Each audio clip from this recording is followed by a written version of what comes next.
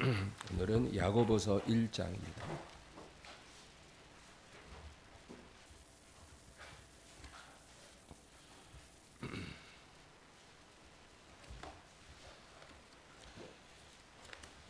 야고보서 1장 12절부터 16절까지 다 같이 읽습니다. 시험을 참는 자는 복이 있나니 이는 시련을 견디어낸 자가 주께서 자기를 사랑하는 자들에게 약속하신 생명의 면류관을 얻을 것이기 때문이라. 사람이 시험을 받을 때 내가 하나님께 시험을 받는다 하지 말지니 하나님은 악에게 시험을 받지도 아니하시고 친히 아무도 시험하지 아니하시느니라. 오직 각 사람이 시험을 받는 것은 자기 욕심에 끌려 미혹됨이니 욕심이 잉태한즉 죄를 낳고 죄가 장성한즉 사망을 낳느니라. 내 사랑하는 형제들아 속지 말라. 아멘. 사람이 죄가 없는 상태를 이너센트, 순결이라고 말합니다. 죄가 없는 상태죠. 그러나 과거에 죄를 범했을지라도 지금 내가 죄를 이겨내고 있다면 그것을 거룩이라고 말합니다. 그래서 순결과 거룩은 그 의미가 다른 거죠. 사람들이 믿음을 갖고 살다가 낙심하는 이유 중에 하나가 하나님이 우리에게 순결을 요구하신다고 생각하기 때문입니다. 그런 생각을 하게 되면 우리가 절망에 빠지죠. 여러분, 마귀는 우리에게 다가와서 속삭입니다. 너는 더러운 사람이야. 너는 이미 자격이 없어. 너가 과거에 했던 짓을 생각해봐. 너의 과거는 절대로 너를 용서할 수 없어. 이런 생각을 하게 만든 거예요. 여러분, 그래서 사람들은 낙심을 하는 것입니다. 성령님께서는 우리의 죄를 드러내세요. 성령님은 우리의 죄를 드러내지만 마귀는 우리의 인격을 비난해요. 그건 다른 거예요. 죄를 드러내는 것은 회개케 하기 위함이지만 마귀는 우리의 인격을 비난해요. 그래서 너는 안 돼. 너는 더러운 사람이기 때문에 자격이 없어. 이렇게 우리의 인격을 비난해요. 여러분, 그런 마귀에게 우리가 미혹되면 안 되는 거예요. 예수님도 간음하다 잡혀온 여자에게 그 사람들이 예수님 앞에 그 여자를 세우니까 예수님 뭐라 그랬어요? 너희 중에 누구든지 죄 없는 자가 이 여자를 돌로 치라. 예수님이 포커스를 맞추는 것은 이 여자가 아니라 죄였어요. 그래서 이 사람들은 여자를 데리고 와서 세워놓고 그 여자를 향해 돌을 던질 준비를 딱 하고 있는 거죠. 사람을 비난하는 더러운 여자니까 돌로 쳐야 된다. 근데 예수님 뭐라 그래요? 너희들 중에 죄 없는 자가 돌로 치라. 죄에다 포커스를 딱 맞추니까 사람들이 그 여자를 비난할 힘이 없어져요. 자기들도 다 죄인이에요. 그래서 다 돌아가요. 그래서 여자만 남았을 때 예수님 뭐라 그래요?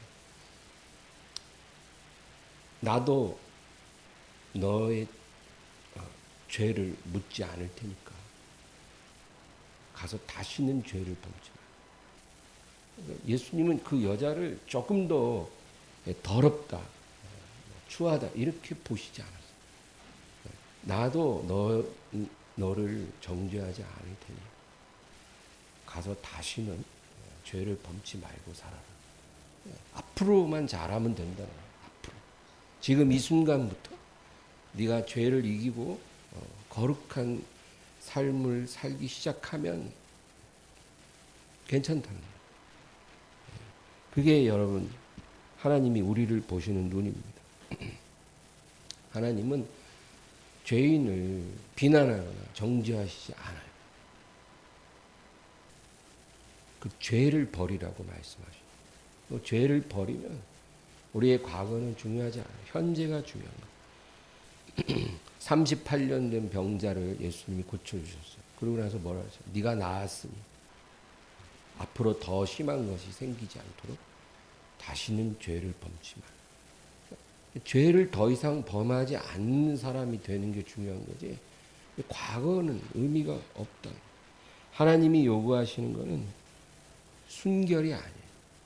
무죄한 사람을 하나님이 요구하는 게 아니고 거룩한 사람. 거룩에 있어서 중요한 것은 현재입니다. 현재. 내가 과거에 어떤 사람이었든지 중요하지 않아요. 현재 내가 죄를 이겼다면 거룩한 사람이 될 수 있는 거예요. 하나님은 우리가 순결한 사람이 아니라 거룩한 사람이 되기를 원하십니다. 죄를 이기는 사람이 되기를 원하신다. 그래서 여러분, 왜 하나님이 에덴 동산에 선악과를 두셨을까? 그 아름다운 동산에 왜 하필이면 그 위험한 선악과 나무를 하나님이 두셨을까? 그리고 왜 뱀이 그 동산에 들어오게 하셔서 여자를 유혹하도록 허락하셨을까? 우리가 이런 질문을 하게 되는 거죠. 왜일까요? 왜 하나님은 선악과를 나무를 두고 뱀을 허락하셨을까? 우리가 실족하기를 원하셨을까요? 아니죠. 범죄를 유발하도록 해서 인류 앞에 함정을 하나님이 두신 건가요? 그것도 아니에요. 하나님이 에덴 동산에 선악과 나무를 두신 것은 우리를 거룩함으로 초대하시는 거예요. 거룩함으로 나아오라는 거예요. 우리가 단지 죄를 짓지 않은 그 상태를 그냥 유지하는 게 아니라 죄를 이기는 자가 되기를 원하십니다. 죄의 유혹이 왔을 때 그거를 이기는 사람이 되기를 하나님께서는 원하신다.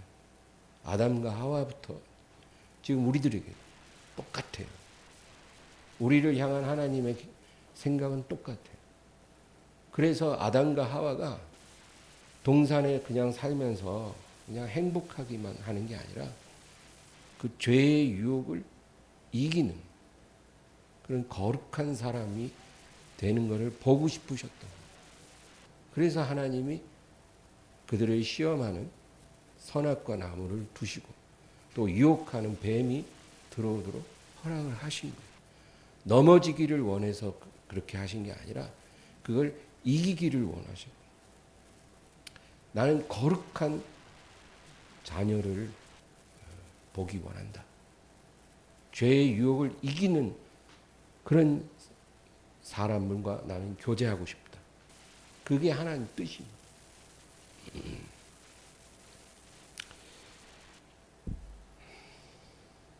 예수님도 여러분, 예수님 물론 죄 없으신 순결하신 분. 그러나 예수님은 이 세상에 오셨고 우리와 한결같이 시험을 받으셨으나 죄는 없으셨다. 그렇게 성경은 말씀합니다. 그러니까 예수님도 우리와 똑같은 육체로 오셔서 똑같이 죄의 시험을 받고 그 시험을 이기신 분이에요. 그래서 우리는 예수님을 순결하다 이렇게도 말할 수 있지만 더 중요한 표현은 거룩하신 분이에요. 왜 예수님이 거룩하냐면 사람으로 오셨는데 우리와 한결같이 시험을 받으시고 죄를 짓지 않으셨다. 그래서 우리가 예수님을 거룩하신 분이다. 그렇게 말합니다. 예수님이 그렇게 행하신 것은 우리도 예수님을 모델로 해서 그분의 길을 따르라는 거예요. 그분처럼 살라는 거예요. 그분의 가신 길을 가라는 거예요. 첫사람 아담은 실패했지만 둘째 아담인 예수님은 실패하지 않으셨어요. 우리도 첫사람 아담을 따르던 삶을 이제 끝내고 둘째 아담을 따라가는 사람이 되라는 거예요. 예수님이 육체로 오신 것은 그냥 우리의 왕이 되시고 또 뭐 우리를 위해 대속을 이루시는 것뿐만이 아니라 우리에게 본을 주시기 위해 너희가 어떻게 살아야 되냐고 묻는다면 나와 같이 살면 된다. 그렇게 말씀하시고 예수님처럼 생각하고 예수님처럼 살면 된다는 거예요. 그래서 아담과 하와가 하나님의 기대에 부응하지 못했다는 거죠. 그래서 거룩함에 이르지 못했어요. 하나님은 그들이 죄를 이기고 거룩하게 되기를 원했지만 아담과 하와는 그 요구에 기대에 부응하지 못했어요. 그래서 하나님이 그들을 에덴 밖으로 몰아내셨다는 거죠. 근데 우리는 이거를 읽으면서 그냥 하나님이 대단히 화가 나셔서 그 두 사람을 쫓아내신 거구나. 근데 여러분 그렇게 단순한 형벌을 내리신 건 아니라는 거예요. 하나님께서 그 두 사람을 에덴 밖으로 몰아내신 거는 그들을 징계하신. 왜 징계하시냐면 징계를 통해서 순종을 배우는. 징계를 받아서 순종을 배우고 이후에라도 거룩함에 이르도록 하기를 원하신 거예요. 그러니까 아담과 하와에게 화가 나서 그냥 내친 게 아니에요. 만약에 누가 우리에게 그렇게 말을 한다면 그건 마귀예요. 마귀는 속이는 자예요. 하나님의 의도를 왜곡해서 우리로 속이는 게 마귀죠. 하나님은 우리를 결코 내치신 게 아니라 징계를 받게 하고 순종을 배우기 위해서 거룩한 사람이 되도록 하나님이 그렇게 계획하시고 고강도 트레이닝으로 우리를 이끌어 가시는 하나님의 계획이라는 거죠. 히브리서 5장 8절에 그가 아들이시라도 받으신 고난으로 순종함을 배워서 이런 말씀이 있어요. 그는 아들이시라도 받으신 고난으로 순종함을 배우셨다. 그러니까 고난을 통해서 예수님도 순종을 배우셨다. 그런 거예요. 예수님이 그렇게 했는데 우리가 그렇게 안 할 이유가 있어요? 우리도 고난받기 전에는 그릇 행하였더니 내가 고난을 당함으로 주의 율례를 배웠나이다 말씀처럼 우리도 순종하지 않을 때 하나님이 우리를 고난의 징계로 인도하셔요.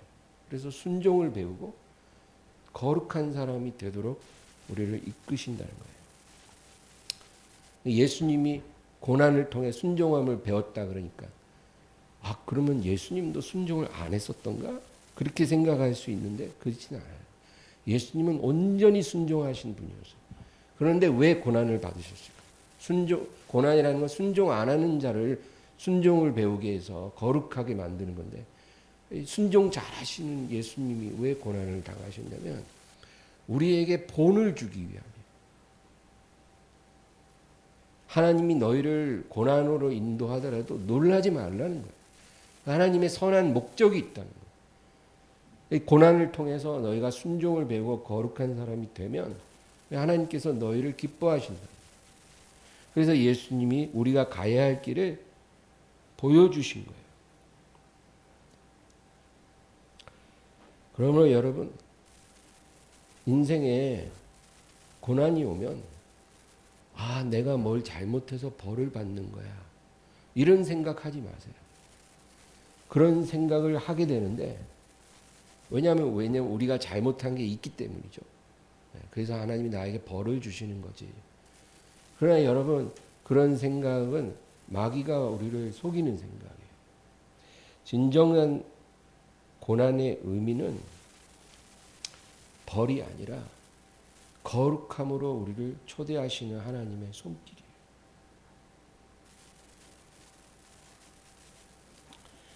하나님 자녀에게 여러 고난이 오죠. 여러분 우리가 뭘 잘못해도 고난이 와요.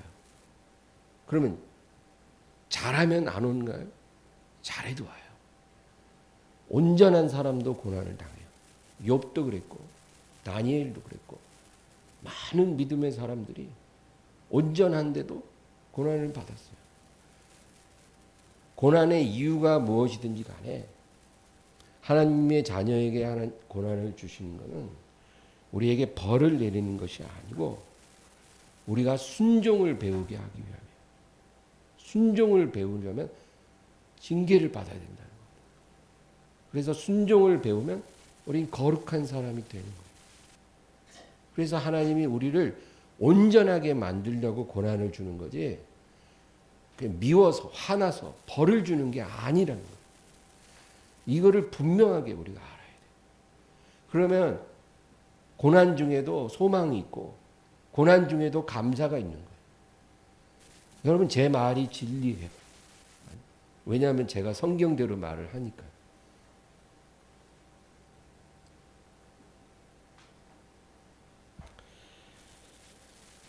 하나님 앞에 택함받지 못한 자들과 택함을 받은 자들의 차이점이 있어요. 그게 뭐냐면 둘 다 징계는 받아요. 택함받지 않은 자들도 징계를 받아요. 근데 그들은 징계를 받아도 더 완악해져요. 징계를 받으면 부드러워져야 되는데 그게 아니라 징계를 받아도 완고해지고 완악해져요. 그게 택함받지 못한 사람들의 증거예요. 여러분 가인을 보세요. 가인은 인류 최초로 택함받지 못한 사람의 모델이죠. 근데 그 가인이 동생을 죽였어요. 그러니까 하나님께서 네 아우의 피를 땅이 받아서 땅이 더럽혀졌으므로 네가 이제 저주를 받아 이제 유리방황하며 이렇게 정착하지 못한 그러한 인생을 너는 살게 되리라. 하나님이 가인을 저주하셨죠. 그런데 그 이후에 가인의 삶을 보면 더 완악해졌어요. 그래서 불경건한 여자와 결혼을 해갖고 에덴 동편 노 땅에 정착해서 살았어요. 그리고 거기서 아들을 낳고 그 아들의 이름으로 에녹성이라는 도시를 건설했어요. 여러분 도시라는 것은 그건 하나님이 기뻐하는 게 아니에요. 우리 모두 다 도시에서 살고 있기는 하지만 원래 하나님은 도시를 기뻐하지 않아요. 하나님은 온 땅에 편만하게 흩어져서 생육하고 번성하는 걸 우리에게 명하셨지, 한 곳에 모여서 밀집해서 그 문명을 이루면서 사는 것을 하나님이 우리에게 허락한 적이 없어요. 그 도시 문명이라는 것은 죄의 산물이에요. 그걸 제일 먼저 시작한 사람이 바로 가인이에요. 에녹성을 건설했거든요. 그리고 나중에 그 가인의 후에 니므롯이 바벨탑을 또 쌓았고. 그래서 도시는 하나님이 기뻐하는 게 아니에요. 근데 이 가인의 삶을 보면 하나님 앞에 징계를 받았지만 전혀 변하지 않고 더 완고한 인생을 살았다. 그게 세상 사람들의 모습이에요. 여러분 인생살이에서 이런저런 고난을 받아도 깨지지 않고 회개하지 않고 하나님 앞에 돌아오지 않고 그리고 그냥 자기 마음대로 살면서 잘 먹고 잘 사는 사람들 부러워하지 마세요. 그러는 가인의 길을 따라가는 사람들. 우린 가인의 길을 가는 사람이 아니거든. 우리는 누구의 길로 가요? 우린 예수님의 길로 가요.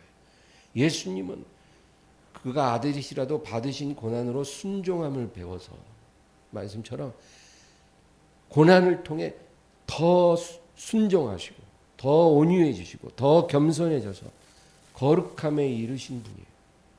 우리는 예수님처럼 돼야지 가인처럼 되어서는 안 된다. 비록 우리가 이 세상에 섞여서 살아도 세상에 동화되면 안 된다는 거예요. 세상 사람들이 가는 가인의 길로 같이 가면 안 된다는 거예요. 우리는 세상 속에서 섞여 살지라도 우리는 예수님의 길로 가야 돼요.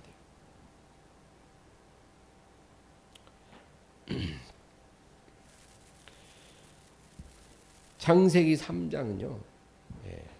사람들이 읽고 싶지 않은 그 장이라고 말을 합니다. 왜냐하면 창세기 3장은요. 인류의 타락이 기록되어 있어요. 그리고 하나님의 징계를 받게 되고 그리고 하나님이 주신 축복을 다 잃어버리는 내용이 나오는 아담과 하와가. 그래서 창세기 3장은 굉장히 즐겁지 않은 장이에요. 그런데 저는 다르게 말하고 싶어요. 창세기 3장은요. 성경 중에서 가장 은혜롭고 소망적인 장이다. 그렇게 생각합니다. 왜냐하면 창세기 3장은요. 하나님의 징계가 죄에 대한 형벌이 아니고 하나님이 원하시는 거룩함에 이르는 하나님의 계획이 담겨져 있다는 거죠. 형벌이 아니에요. 하나님의 계획이에요. 우리를 거룩하게 하시는 하나님의 계획. 지금 저와 여러분이 어떤 징계가 있고 고난이 있다면 그것도 마찬가지. 하나님의 벌이 아니에요. 내가 죄를 심어서 벌을 거둔 그런 게 아니에요. 우리를 거룩함으로 인도하신 하나님의 계획이에요. 그러니까 얼마나 감사합니까? 창세기 3장 21절 한번 볼까요? 그 3장에서도 21절이 제일 중요해요.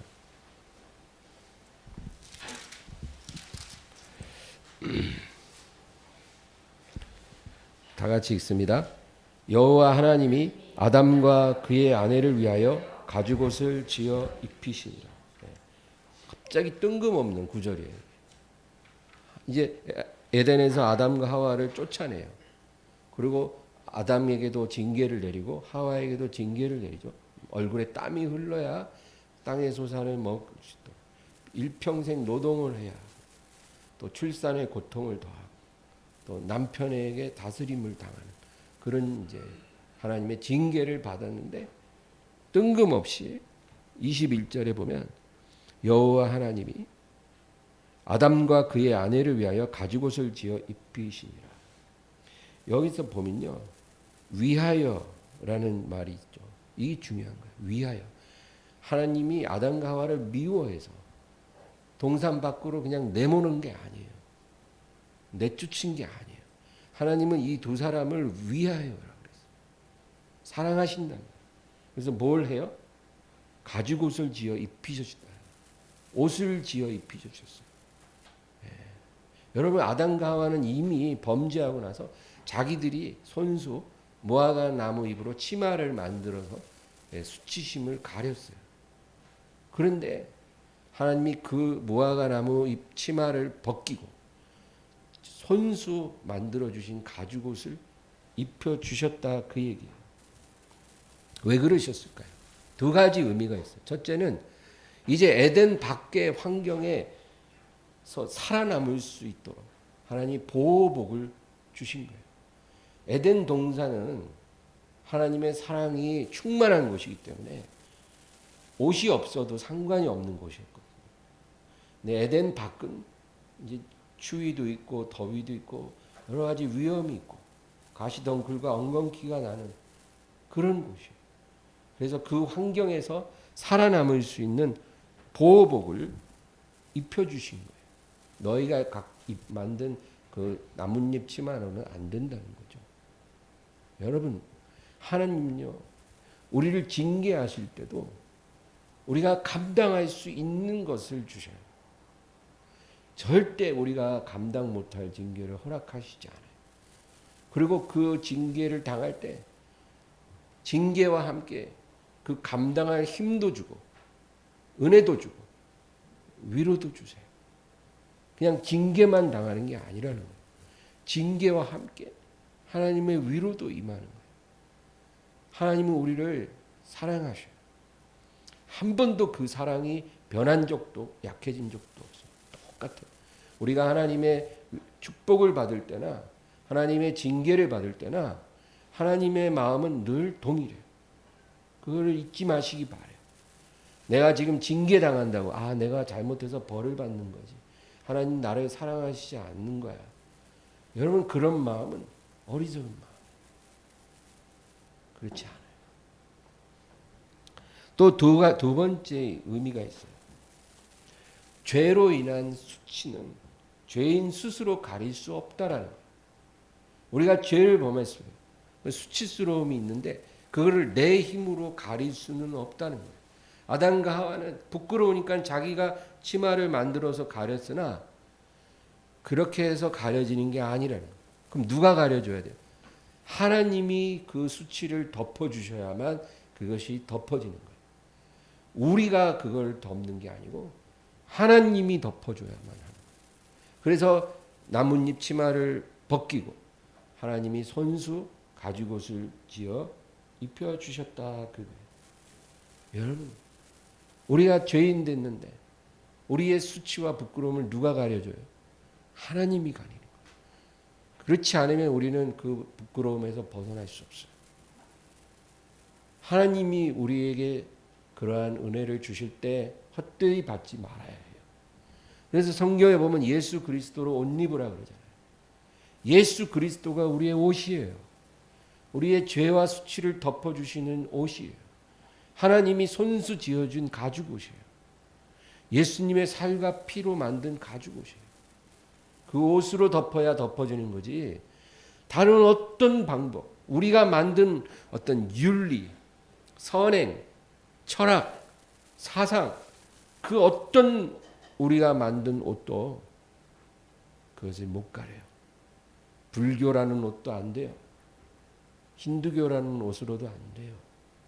그거는 인간이 만들어낸 것들이에요. 하나님이 만들어준 옷은 예수 그리스도예요. 그 옷만이 우리의 죄를 덮고 수치를 가려줄 수 있다. 여러분, 하나님은 가인의 부르짖음에도 응답을 하셔요. 그리고 가인은 회개하지 않는 악인이거든. 하나님의 징계를 받아도 변화되지 않는 악인이에요. 그런데도 하나님은 그 가인을 긍휼히 여기십니다.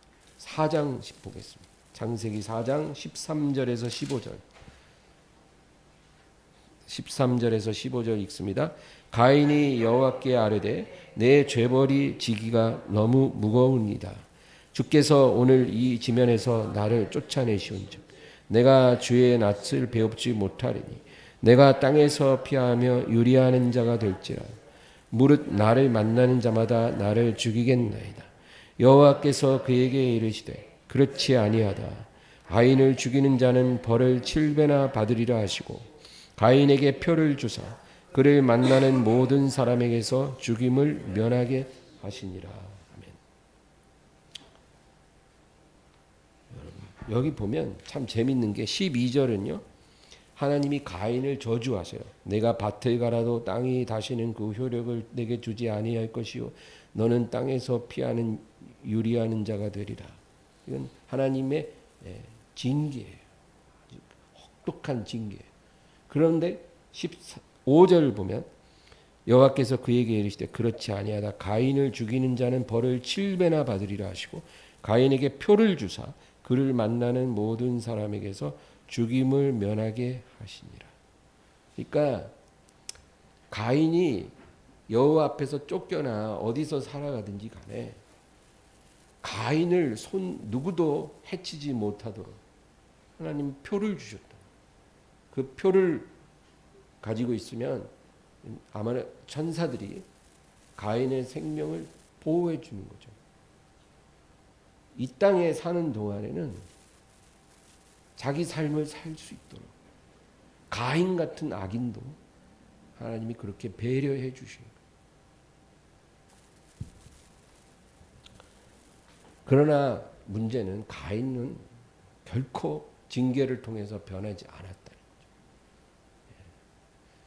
하나님의 자비하심이 임했을지라도 그는 변하지 않았어요. 그러나 예수님은 그 받으신 고난으로 순종을 배우고 거룩함에 이르셨다는 거죠. 우리는 예수님을 따라가야 될 줄 믿습니다. 죄를 이기는 것이 거룩이라 그랬어요. 여러분, 이 거룩이 우리를 구원하신 하나님의 목적이에요. 우리가 예수 믿고 죄 사함 받고 하늘나라 백성이 됐다라는 것. 그게 우리 인생의 목적이 다가 아니에요. 그게 다면 우린 이 세상에 살 이유가 없는 거예요. 이미 구원받고 거듭났는데 뭐로 더 살아요? 죄만 짓지. 하늘나라 바로 가야죠. 그게 다가 아니라는 거예요. 하나님이 우리를 구원하신 것은 우리가 죄를 이기는 자가 되기를 원하시는 거예요. 구원받은 후에. 그래서 구원받았을 뿐만 아니라 거룩한 사람이 되기를 원하시는 거예요. 그게 우리를 위한 하나님의 목적이에요. 그래서 그것을 이루기 위해서 우리는 이 세상에서 사는 거예요. 하늘나라에 가면 그것이 이루어지기 어렵거든요. 그러니까 이 세상에서 살아야 해요. 하나님이 부르실 때까지. 이 세상에서 사는 거예요. 왜? 거룩함을 이루기 위해서. 그냥 돈 많이 벌고 성공하기 위해서 사는 게 아니에요. 내 꿈을 이루기 위해서 사는 게 아니에요. 그것은 거듭나지 않은 사람들의 모습이에요. 그러나 거듭나고 말씀으로 변화된 사람은 인생의 목적이 그런 것이 되어서는 안 돼요. 하나님이 우리를 이 세상에 보내신 것은 죄를 이기고 사는 거룩한 사람으로 우리를 부르시기 위함인 거예요. 그러니까 무엇을 하면서 살아가든 간에 우리는 그 목적을 기억하고 살아야 돼요.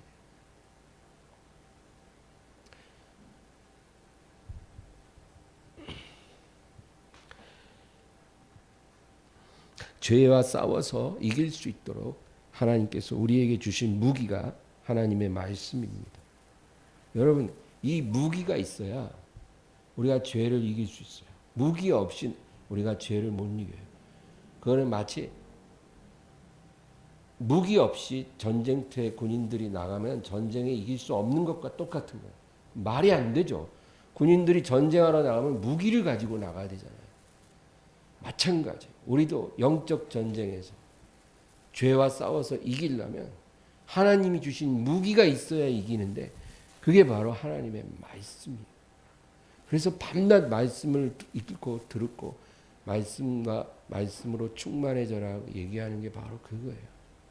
무슨 주문을 외우라는 게 아니에요. 하나님 주신 무기이기 때문에 우리가 그거를 능숙하게 다룰 줄 알아야 한다는 거예요. 속이는 자는 우리를 유혹할 때 자기 합리화를 하게 하고 자기 연민에 빠지게 하고 그리고 육체의 정욕으로 우리를 유혹합니다. 그럴 때마다 우리가 죄의 유혹을 받을 때 누가 우리를 도와주시냐면 우리 안에 계신 성령님. 성령님이 우리 안에 계신데 그분은 이 세상 임금보다도 강하신 분이에요. 예수님이 세상을 이기셨잖아요. 그럼 세상을 이기신 예수의 영이 우리 안에 있으면 우리가 세상을 이길 수 있는 거죠. 그래서 성령님이 우리가 죄를 이길 수 있도록 도와주신다. 그럼 어떻게 도와주실까요? 성령님이 어떻게 우리를 도와주실까요? 여러분, 성령님은 우리를 그냥 돕는 게 아니라 우리가 가진 무기를 잘 쓸 수 있도록 우리를 가르쳐 주시는 거예요. 그게 성령님이 하시는 일이에요. 하나님이 주신 말씀을 잘 사용할 수 있도록 생각나게 하시고 적용할 수 있고 그렇게 우리를 인도해 주시는 분이 바로 성령이시다. 여러분, 그래서 성령께서 우리에게 말씀으로 도우시게 하려면 우리가 평상시에 매일매일 열심히 말씀을 읽고 들어야 해요. 그렇게 살아야 우리 안에 계신 성령님이 우리가 시험을 당할 때 말씀의 검으로 그 시험을 이겨내도록 도와주실 수가 있는 거예요. 여러분 시험 당할 때 그냥 싸우지 마시고 말씀으로 대적하기 바라요. 유혹에 막 불길이 타오를 때 성령께서 말씀을 주시면 그걸 선포하세요. 말씀을. 그러면 그 불이 그냥 바로 사그라들어요. 한번 해보세요. 어떤 물질의 유혹이 올 때 거기에 합당한 구절로 선포하며 기도하면 그 유혹이 그냥 사그라들어요. 정욕의 시험이 다가올 때 거기에 합당한 말씀으로 대적하면 그걸 이길 수 있다. 그 얘기예요. 사람에 대한 미움이 막 불타오를 때 여러분 그거를 내 힘으로 막 누르려고 하면 안 돼요. 어떻게? 성령의 도우심을 받아서 말씀을 찾아내요. 형제를 미워하지 마라. 형제를 용서하고 저주하지 마라. 오히려 그를 축복하라. 행하지도록 분노를 품지 마라. 분을 품고 사는 것은 하나님께 범죄함이 되느냐. 이런 구절들을 우리가 선포하면서 기도하면 그 분노가 사라져요. 아주 너무나 희한할 정도로 그 죄가 제어가 돼요. 그래서 가인에게 하나님이 그랬잖아요. 죄의 소원은 너에게 있으나 너는 죄를 다스릴지니. 어떻게 다스려요? 성령님의 도우심으로 말씀의 검으로 다스려요. 이게 여러분 영적인 권세예요. 우리가 이런 삶을 깨달으면 죄를 이기고 살 수가 있어요. 권세 있는 삶을 살아갈 수가 있어요. 근데 아예 성경을 안 보고 살면 이런 일이 안 일어나요. 그냥 교회만 왔다 갔다 열심히 하는데 성경을 안 봐. 그리고 설교를 귀담아 안 듣고. 그러면 우리가 죄를 못 이긴다 그 얘기예요. 여러분 왜 예수님이 광야에서 시험을 당할 때 마귀가 그에게 찾아왔을 때 신명기 말씀을 인용해서 그 시험을 이기셨어요. 그 여러분 왜 그랬을까요? 예수님은 육신이 되신 하나님의 말씀이거든요. 그러니까 예수님은 얼마든지 마귀가 시험할 때 내가 너에게 명하노니 나를 떠나가라. 그래도 마귀는 떠나야 돼요. 왜냐하면 육신이 되신 하나님 말씀이시기 때문에. 예수님이 말하신 것이 살아있는 하나님의 말씀 자체예요. 그러니까 예수님이 그렇게 말만 해도 마귀는 물러갈 수밖에 없거든요. 근데 그렇게 마귀를 이기지 않고 기록된 바 사람이 떡으로만 살 것이 아니라 하나님의 입으로 나오는 모든 말씀으로 살 것이니라. 기록된 바 오직 하나님만 섬기고 그만 경배하라 하였느니라. 왜 꼭 신명기를 인용해서 마귀를 물리치셨을까요? 그는 우리가 이 세상에서 시험을 어떻게 이겨야 하는지를 예수님이 친히 본을 보여주신 거예요. 우리 배우라고 그렇게 하신 거예요. 너희도 나처럼 이 세상에 살아갈 때 마귀가 찾아오거든 내가 이긴 방법으로 이기라는 거예요. 기록된 바 성경 말씀에 이렇게 됐다. 내가 이 말씀을 선포하고 원수를 너를 꾸짖노라. 이렇게 기도하라는 거예요. 그럼 마귀가 물러간다. 그렇게 싸워서 우리가 영적 승리하려면 성경 말씀으로 우리가 충만해져야 돼요. 그리고 그때그때 정확한 말씀을 생각날 수 있도록 성령님의 도우심을 구해야 됩니다. 여러분 그렇게 사시기를 바랍니다.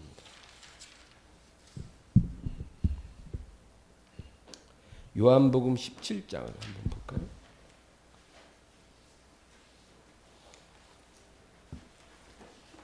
요한복음 17장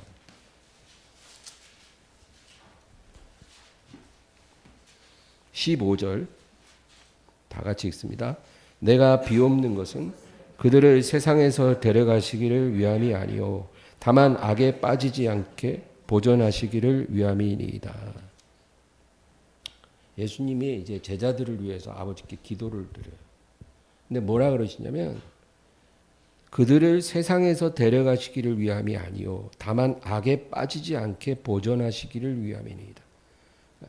저들을 지금 당장 아버지 나라로 데려가게 해달라고 기도하는 게 아니라 이 세상에서 악에 빠지지 않게 하시기를 내가 구하나이다. 다시 말해 죄를 이기도록 거룩한 사람이 되도록 내가 아버지께 저들을 위해 간구하나이다. 그 얘기. 우리가 하나님의 부름을 받은 날까지 우리에게 정해진 시간 동안 우리는 이 세상에서요 죄를 이기며 살아야 돼요. 거룩한 사람이 돼야 돼요. 그게 예수님의 기도였고 우리를 구원하신 하나님의 목적이에요. 여러분이 개인 사업을 하든 직장 생활을 하든 뭐 가정 살림을 하든 또 저 같은 목회자이든 다 똑같아요. 각자의 있는 자리에서 죄를 이기는 거룩한 사람이 되는 게 하나님의 목적이에요. 16절 읽겠습니다. 내가 세상에 속하지 아니함 같이 그들도 세상에 속하지 아니하였사옵나이다. 세상에 속하지 않았다는 말은 세상 속에서 살지만 세상에 동화되지 않았다. 세상과 한 무리가 되지 않았다. 그 얘기죠. 예수님이 그렇게 사신 것처럼 저희도 그렇다 그 얘기예요. 여러분 우리는 그런 사람이 되어야 돼요. 세상 속에서 자기 일을 열심히 하면서도 세상과 섞이지 마. 동화되지 말아야 돼요. 우리는 세상에 속한 자가 아니라 하나님께 속한 사람이다. 그 얘기죠. 17절입니다. 그들을 진리로 거룩하게 하옵소서. 아버지의 말씀은 진리니이다. 하나님의 말씀이 진리라는 거예요. 그 진리가 우리를 거룩하게 한다는 거예요. 우리가 거룩해지는 길은 하나님 말씀을 지키는 거예요. 그게 거룩하는 게 되는 유일한 길이에요. 거룩해지기 위해 사람이 아무리 노력하고 사람이 의지를 가져도 불가능해요. 하나님 말씀을 순종함으로 우리는 거룩함에 이르게 된다. 그 얘기죠. 18절에서 20절 읽겠습니다. 아버지께서 나를 세상에 보내신 것 같이 나도 그들을 세상에 보내었고 또 그들을 위하여 내가 나를 거룩하게 하오니 이는 그들도 진리로 거룩함을 얻게 하려 함이니이다. 내가 비옵는 것은 이 사람들만 위함이 아니요 또 그들의 말로 말미암아 나를 믿는 사람들도 위함이니. 예수님 기도를 보면 이 예수님 기도가 지금 그 앞에 모셔 있는 제자들만 위한 기도가 아니고 저들로 인해서 그들의 말로 말미암아 나를 믿는 사람들도 위함이라. 그러니까 우리들도 해당된다 그 말이에요. 예수님을 믿는 모든 사람을 위해서 지금 예수님께서 기도하시는 거예요. 우리를 주님이 부르신 것은 단지 천국 백성이 되라고 부른 게 아니라 거룩한 백성이 되라고 부르셨다는 거예요. 여러분 잊지 말아야 합니다. 이제 오늘 본문 야고보서 1장 다시 돌아가서 12절을 다시 읽겠습니다. 시험을 참는 자는 복이 있나니 이는 시련을 견디어낸 자가 주께서 자기를 사랑하는 자들에게 약속하신 생명의 면류관을 얻을 것이기 때문이라. 여기서 말하는 시험이라는 것, 이게 우리 말은요 좀 애매한 게 있어요. 여기서 얘기하는 시험은 테스트가 아니에요. 테스트가 아니에요. 테스트라는 건 뭡니까? 여러분 테스트는 하나님이 주시는 시험을 말해요. 아브라함에게 하나님이 순종의 시험을 하셨죠. 또 욥에게 인내의 시험을 하셨어요. 이렇게 하나님이 주시는 그런 시험을 테스트라 그래요. 그래서 하나님이 아브라함을 시험하사 이렇게 성경에 나오는데 그거는 하나님이 아브라함을 테스트하사 그런 게 있죠. 근데 지금 야고보서 1장 12절에 시험을 참는 자는 복이 있나니 이는 시련을 견뎌낸 자가 주께서 자기를 사랑하는 자들에게 약속하신 생명의 면류관을 얻을 것이기 때문이라. 이 시험은 테스트가 아니고 템테이션이에요. 정확하게 표현하면 유혹이에요. 유혹을 참는 자는 복이 있다. 그 얘기입니다. 이 유혹이 뭘까요? 우리 안에 있는 죄의 정욕이 우리를 이끌어가는 그런 시험이에요. 이런 시험을 이기는 자가 복이 있다. 그 얘기입니다. 시련을 참는다는 것은 시련을 이긴다. 그 얘기예요. 여러분 계시록의 7교회에 예수님께서 공통적으로 말씀하신 거 알죠? 이기는 자는이라는 말이 모든 교회에 다 나와요. 그래서 이기는 자는 하나님 성전의 기둥이 되게 하시고 보좌에 앉게 해 주시고 흰옷을 입고 다니게 되고 생명나무 열매를 먹을 수 있게 되고 둘째 사망의 해를 받지 않게 되고 감추인 만나를 주시고 또 만국을 다스리는 권세를 얻으리라. 7교회에 다 이기는 자들이 있다는 거예요. 그 이긴다는 게 뭘 이긴다는 거예요? 시험을 이긴다는 거예요. 죄의 유혹을 이긴다는 거예요. 이런 사람들에게 만국을 다스릴 권세를 주고 생명나무 열매를 주고 나와 함께 내 아버지 나라에서 보좌에 앉게 하여 주고 흰옷을 입고 다니게 해 주시겠다. 그렇게 약속한 거예요. 교회 다니는 자가 아니라 죄의 유혹을 이기고 거룩함을 얻은 자에게 하나님께서 그렇게 약속하신다는 거예요.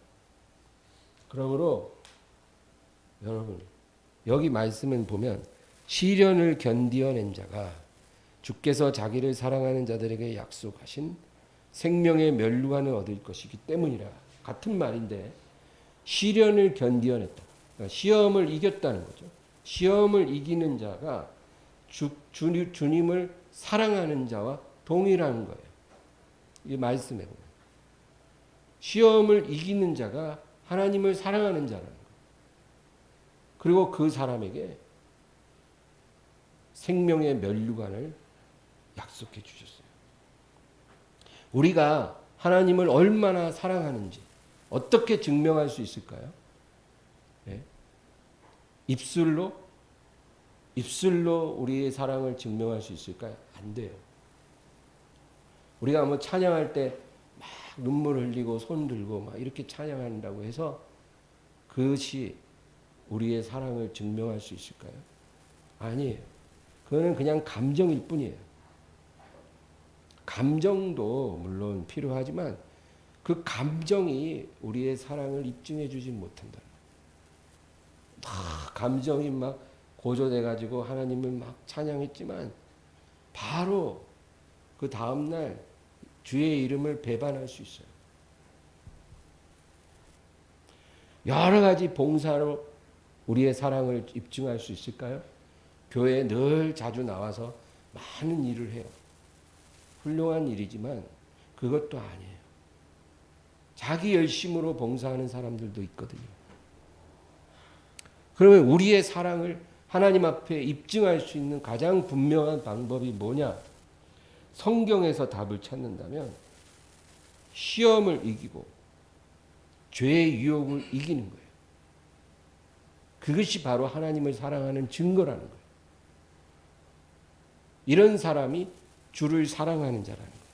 그래서 12절에 시험을 참는 자는 복이 있나니 이는 시련을 견디어낸 자가 주께서 어떤 자요? 자기를 사랑하는 자들에게 약속하신 생명의 멸류관을 얻을 것이기 때문이라. 그렇게 말씀하는 거예요. 여러분 성경을 읽어보면 나를 사랑하는 자는 내 말을 지키리라. 내 말을 지키는 자가 나를 사랑하는 자니. 이런 구절이 얼마나 많이 나오는지 우리가 한번 세면서 읽을 필요가 있어요. 하나님을 사랑하는 증거는 하나님의 말씀을 지켜서 거룩한 사람이 되는 거예요. 그게 가장 분명한 증거가 된다.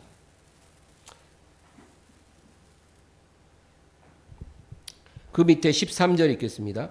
사람이 시험을 받을 때 내가 하나님께 시험을 받는다 하지 말지니 하나님은 악에게 시험을 받지도 아니하시고 친히 아무도 시험하지 아니하시느니라.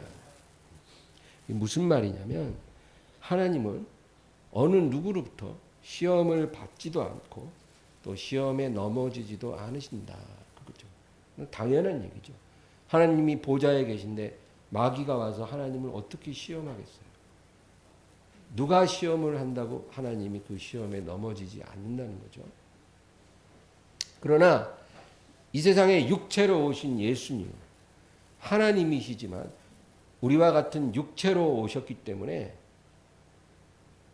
우리와 한결같이 시험을 받으셨어요. 그러나 죄는 없으셨다. 그렇게 말씀합니다. 예수님은요, 이 세상에 계실 때 우리가 겪을 수 있는 모든 시험을 다 겪으셨어요. 마귀의 직접적인 세 가지 시험도 받았고, 그리고 사람들이 예수님을 조롱하고 모욕하고 모함하고 비난, 아무 이유 없이 그런 거 다 겪으셨어요. 심지어는 바알이라는 말까지 들었어요. 그리고 가장 사랑하는 제자가 배반하여 예수님 팔고 또 다 도망가고 가난해하시고 헐벗으시고 채찍에 맞으시고 침뱉음을 당하시고 주먹으로 맞으시고 그리고 벌거벗은 채로 십자가에서 그 몸을 다 찢기시고 고통스러운 죽음을 맞이하셨어요. 이 세상에서 우리가 겪을 수 있는 모든 종류의 시험을 다 겪으셨어요. 그러나 그 시험에 굴복하지 않고 그 시험을 다 감당하고 이기셨다. 그 얘기입니다. 또한 하나님은 친히 아무도 시험을 하지 않는다. 그렇게 말씀하는 거예요. 그러니까 이 시험은 템테이션이에요. 유혹이에요. 하나님은 누구도 유혹하시지 않는다는 거예요. 그래서 아까 처음에 말한 대로 에덴 동산에 선악과 나무를 두신 것은 사람을 유혹한 것이 아니고 우리를 거룩함으로 초대하신 거예요. 그 나무 과실을 바라보지 않고 탐내지 않고 먹지 않아서 우리가 하나님께 온전히 순종하는 자가 되어 그 유혹을 이길 때 우리가 거룩해진다는 거죠. 여러분, 예를 들어 설명하면 이제 제가 우리 집에 제 친한 친구 한 명을 한 달 동안 살게 했어요. 근데 그 친구가 한 달 동안 머물 때 이제 저가 없을 때도 제 집에 있을 수 있잖아요. 근데 제가 뭐 귀중품이나 현금 같은 거를 안 보이는 곳에 감추어 둘 수도 있지만 그렇게 하지 않고 그냥 원래 있던 자리에다 그대로 놔둔 거예요. 왜 그렇게 했냐면 친구를 유혹하려고 하는 게 아니라 온전한 우정으로 나아가고 싶어서. 그런 상황이 있어도 서로에게 정직한 그런 신뢰할 만한 관계가 되기를 원했기 때문에 특별히 감추어두지 않은 거예요. 귀중품이. 그래서 만약에 한 달이 지날 때까지 아무 일도 안 일어나면 우정은 더 깊어지겠죠. 신뢰가 더 커지겠죠. 근데 만약에 그 친구가 그것을 귀중품을 탐을 내서 훔쳤어요.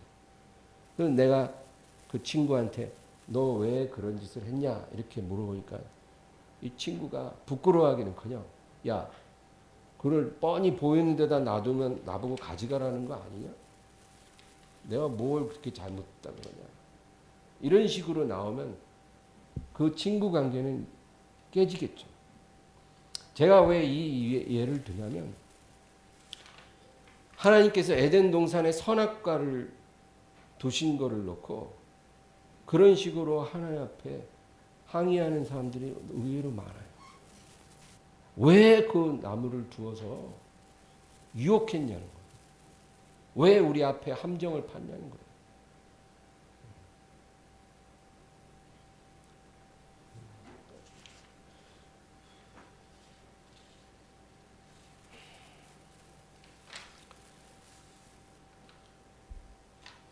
그 밑에 14절 야고보서 1장 14절 읽겠습니다. 오직 각 사람이 시험을 받는 것은 자기 욕심에 끌려 미혹됨이니. 시험을 받는 것은 자기 욕심에 스스로 미혹되는 것이다. 그렇게 성경은 말해요.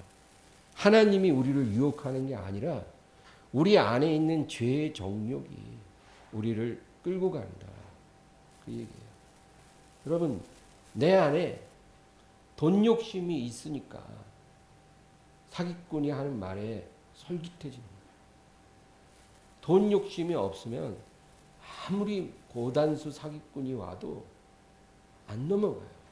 욕심이 있으니까 넘어가는 거예요. 내 안에 음란하고 정욕적인 마음이 있으니까 야한 여성들을 보고 자꾸 눈길이 가는 거예요. 그런 게 없으면 그럴 일도 없죠. 우리 안에 있는 죄의 욕심이 우리를 이끌어가는 것이지 하나님이 우리 앞에 올무를 놓고 우리를 유혹한 게 아니다. 유혹을 받는 제1 원인이 나 자신이라는 것을 우리 잊지 말아야 된다. 15절입니다. 욕심이 잉태한 즉 죄를 낳고 죄가 장성한 즉 사망을 낳느니라. 내가 욕심을 내 마음속에 받아들이면 반드시 죄를 낳을 수밖에 없다. 아주 단순한 진리예요. 네. 그러니까 어떻게 해야 돼요? 죄를 받아들이지 말아야 돼요. 마음속에. 간단해요. 여러분, 하늘에서 비가 내리는 것을 우리가 안 내리게 할 수는 없어요. 그러나 비가 내릴 때 내가 우산을 펼쳐서 그 비를 안 맞는 건 내가 할 수 있는 일이죠. 근데 사람들은 하나님 보고 비가 안 내리게 해달라는 거예요. 근데 그거는 하나님이 들어주실 수 없어요. 여러분, 죄악으로 가득한 이 세상에서 살다 보면 죄의 소나기가 내리는 걸 어떻게 우리가 막을 수 있냐고요. 그건 하나님이 들어줄 수 있는 일이 아니에요. 그러나 하나님은 우리에게 비를 피할 수 있는 우산을 다 주셨어요. 비가 안 내리게 할 수는 없으나 너희가 그 비를 안 맞을 수는 있다라는 거예요. 내가 준 우산 잘 쓰는 법을 배우면 너희는 그 비를 능히 피할 수 있다. 그겁니다. 하나님이 주시는 우산은 두 가지 용도로 설명될 수 있어요. 이것만 하고 마치겠다. 첫째는 유혹을 차단하는 지혜입니다. 여러분, 우리는 첫째로 죄를 이기기 위해서 유혹을 차단하는 지혜가 있어야 돼요. 창세기 3장에 보면 하와가 그런 말이에요. 하나님이 동산 중앙에 있는 나무 과실은 보지도 말고 만지지도 말고 먹지도 말라 했다는 거예요. 만지지도 말고 먹지도 말라. 그게 뭐예요? 그냥 먹지만 말라는 게 아니라 만지지도 말래요. 가까이 가지도 말라는 거예요. 쳐다보지도 말라는 거예요. 하나님께서 그렇게 말했으면 거기에 대해서 관심을 딱 끊었어야죠. 근데 하와는 그렇게 하지 않았어요. 늘 그 나무를 바라보았어요. 바라보니 보암직도 하고 먹음직도 하고 지혜롭게 할 만큼 탐스럽기도 한지라. 마음을 거기다 쓰니까 자꾸 유혹이 오는 거예요. 그래서 우리가 첫째로 할 일은 유혹을 차단할 수 있으면 차단해야 한다는 거예요. 유혹받는 상황을 우리가 사전에 다 차단해버려요. 그게 중요하고요. 두 번째는 우리가 어쩔 수 없는 유혹에 직면하게 됐을 때 하나님 말씀으로 대적해야 한다는 거예요. 진리로 그 유혹을 대적하라. 여러분, 그래서 말씀을 열심히 읽고 듣고 매일매일 그렇게 해야 하는 거예요. 그래야 성령님이 이 말씀을 사용해서 우리가 죄를 이길 수 있도록 도와주시는 거예요. 유혹이 오거든 말씀을 찾아내세요, 여러분. 어떤 종류의 유혹이 오든 거기에 맞는 말씀을 성령님이 주실 거예요. 그거를 찾아내서 그거를 선포하세요. 읽어갖고 선포해요. 그리고 기도하세요. 그러면 그 유혹이 사라져요. 그렇게 죄를 이기면 우리가 그런 데 익숙해지면 하나님이 우리를 거룩한 사람이라고 인정해 주는 거예요. 그게 우리를 부르신 목적이에요. 성공하는 게 목적이 아니에요. 마지막 16절 읽고 마칠게요. 16절. 내 사랑하는 형제들아 속지 말라. 속지 말라. 내가 이길 수 없는 시험이 있다고 그렇게 생각하지 말라. 내가 죄를 어느 정도 용납하고 산다고 해서 지옥에 가는 건 아닐 거다. 그렇게 말하지 말라는 거. 이게 다 미혹이에요. 여러분, 죄를 하나를 용납하면 둘을 용납하게 돼 있어요. 그러다 보면 방축이 무너지는 거예요. 그래서 우리는 지옥 문 앞까지 가게 되는 거예요. 그러니까 하나라도 죄를 용납한다고 해서 내가 지옥에 가진 않겠지. 이런 어리석은 생각을 하지 말라. 그 얘기예요. 그러므로 우리가 이 세상 살면서 혹시 죄로 인해 넘어졌거든 얼른 일어나시기 바랍니다. 그리고 예수님이 가늠한 여인에게 한 말을 기억하세요. 나는 너를 정죄하지 않겠다. 그러니까 이 시간 이후로 죄를 범하지 말아라. 그 말씀을 기억하고 다시 시작하세요. 그런 사람은 하나님이 돌보실 거예요. 그리고 죄의 시험과 싸우되 내 힘과 의지로 싸우지 말고 첫째는 환경을 다스리고 둘째는 말씀을 가지고 그 죄를 대적하시기를 바랍니다.